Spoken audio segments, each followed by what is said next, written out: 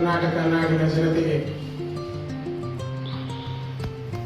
ಗಮನಕ್ಕೆ ತರುವುದೇನೆಂದರೆ 2023 ಚುನಾವಣೆಯಲ್ಲಿ ಪ್ರಣಾಳಿಕೆಯಲ್ಲಿ ಕಾಂಗ್ರೆಸ್ ಪಕ್ಷ ತಮ್ಮ ಪ್ರಣಾಳಿಕೆಯಲ್ಲಿ ಒಂದು ಆಶ್ವಾಸನೆಯನ್ನು ನೀಡಿತ್ತು.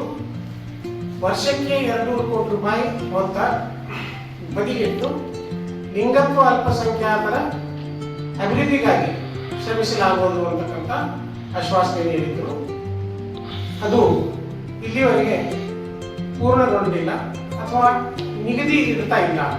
ಈಗ ಬರುವ ದಿನಗಳಲ್ಲಿ ಬಜೆಟ್ ಮಂಡನೆ ಆಗುವುದಿದೆ. ನಾವು ಈ ಮೂಲಕ ವಿನಂತಿಸಿಕೊಳ್ಳೋದಂದ್ರೆ ಈ ವರ್ಷದ ಬಜೆಟ್ನಲ್ಲಾದರೂ ಆ 200 ಕೋಟಿ ರೂಪಾಯಿ ನಾವು ಮೀಸಲಿಡಬೇಕು ಹಾಗೂ ಲಿಂಗತ್ವ ಅಲ್ಪಸಂಖ್ಯಾತರ ಬಗ್ಗೆ ಕಾಳಜಿ ವಹಿಸಿ ಆದ್ಯತೆ ಮೇರೆಗೆ ಕೆಲಸ ಮಾಡಬೇಕು ಅಂತ ಈ ಮೂಲಕ ವಿನಂತಿಸ್ತೇವೆ. ಅವರುಗಳು ಭಿಕ್ಷಾಟನೆ ಹಾಗೂ ಲೈಂಗಿಕ ಚಟುವಟಿಕೆನೇ ವೃತ್ತಿಯಾಗಿ ಸ್ವೀಕರಿಸಬೇಕಾದಂತಹ ಅತ್ಯಂತ ಅಮಾನವೀಯ ದೈನಂದಿನ ಪರಿಸ್ಥಿತಿ ಬಂದಿರುತ್ತದೆ. ಇದು ಅಮಾನವೀಯ. ಇದು ನಾವು ನಾಗರಿಕ ಸಮಾಜದ ಕರ್ತವ್ಯ ಏನು ಅಂತಂದ್ರೆ ಇಂಥ ಅಮಾನವೀಯ ಚಟುವಟಿಕೆಗಳನ್ನ ವೃತ್ತಿಯಾಗಿ ಮಾಡುವಂತೆ ಆಗಿರಬಾರ್ದು. ಇವುಗಳಿಗೆ ತಡೆಯಬೇಕು. ಮತ್ತೆ ಸಮಾಜದ ಮುಖ್ಯವಾಹಿನಿಗೆ ಈ ಸಮುದಾಯವನ್ನು ನಾವು ತರಬೇಕಾಗಿದೆ.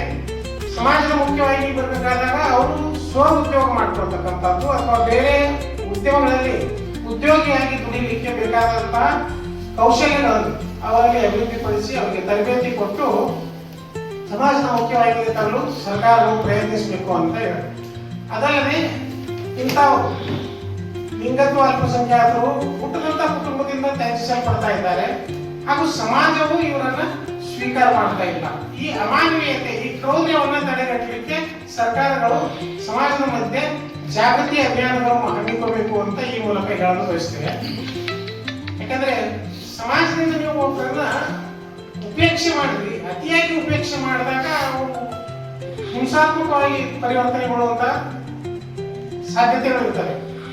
ಇಂಥದ್ದನ್ನು ತಡೆಗಟ್ಟಬೇಕಾದ್ರೆ ನಾವು ಕಾಳಜಿ ವಹಿಸಿ ಅವರನ್ನ ಸಮಾಜದ ಮುಖ್ಯವಾಹಿನಿಗೆ ತರುವಂತಹ ಪ್ರಯತ್ನಗಳು ಘನ ಸರ್ಕಾರಗಳು ಮಾಡಲೇಬೇಕಾದಂಥದ್ದು.